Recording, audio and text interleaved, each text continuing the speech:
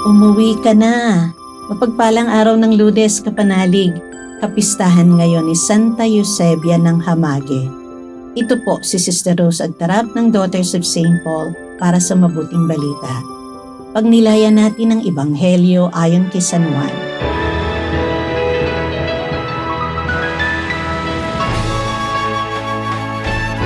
Umalis si Jesus pag Galilea.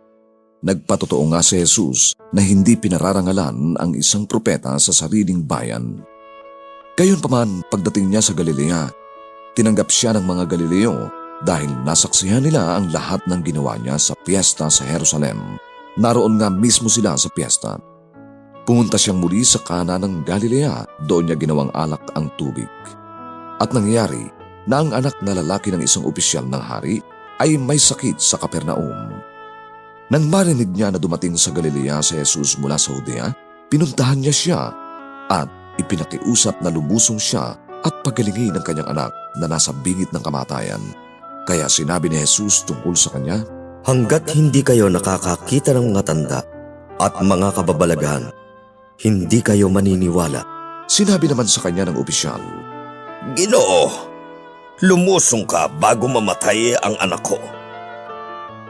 At sinabi sa kanya ni Jesus, "Umuwi ka na, buhay ang anak mo." Nanalig ang tao sa salitang sinabi sa kanya ni Jesus at umuwi siya. Nang palusong na siya, sinalubong siya ng kanyang mga alipin at sinabing buhay ang anak niya. Inalam niya mula sa kanila kung anong oras siya gumaling at sinabi nila, "Kahapon po, nang alauna siya inibsan ng lagnat." Kaya nalaman ng ama na ito ang oras ng sabihin ni Jesus, buhay ang anak mo. At naniwala siya pati ang buo niyang sambahayan. Ginawa ni Jesus ang ikalawang tandang ito pagdating niya sa Galilea mula sa Judea.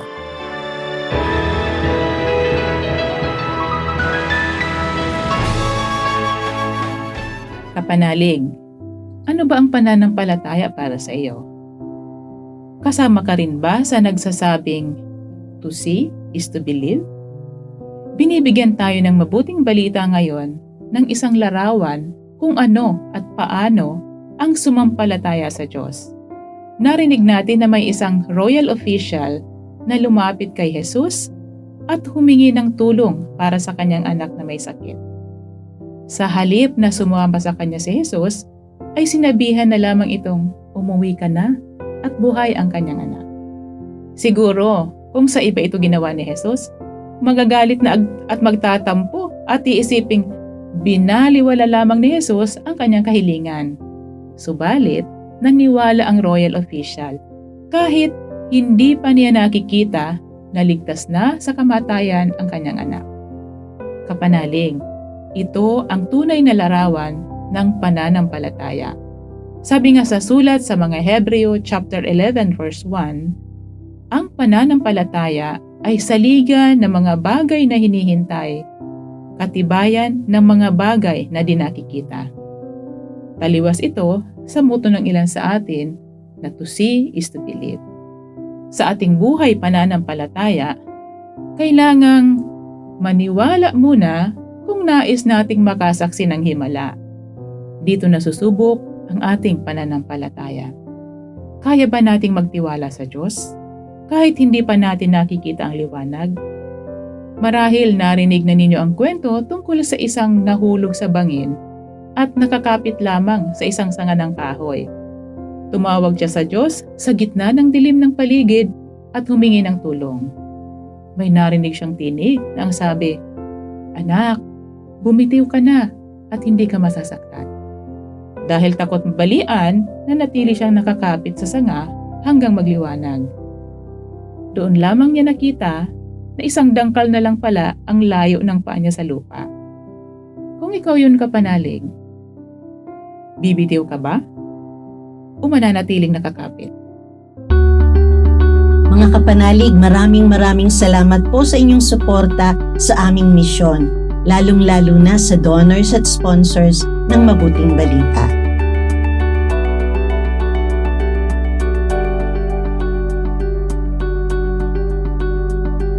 Subscribe, like, share, and follow po lines sa aming social media accounts. Patuloy po kaming humihingi ng inyong love offerings at donasyon upang maipagpatuloy namin ang programang ito at iba pang mga proyekto sa pagpapalaganap ng mabuting balita. Maaari niyo pong ipadala ito sa aming donations channels. Ipadala rin po ninyo ang inyong mga intensyon at kahilingan at nang maisama namin kayo sa aming panalangin araw-araw. Ito pong muli si Sister Rose na nag-aanyaya sa inyong manalangin. Amang makapangyarihan, sa Kwaresmang aming ipinagdiriwang, maunawaan nawa namin ang kahulugan ng pagkamatay at muling pagkabuhay ng iyong anak at turuan kaming mapagnilayan ito sa aming buhay. Sa pamamagitan ni Hesukristo, kasama ng Espiritu Santo, magpasawalang hanggan. Amen.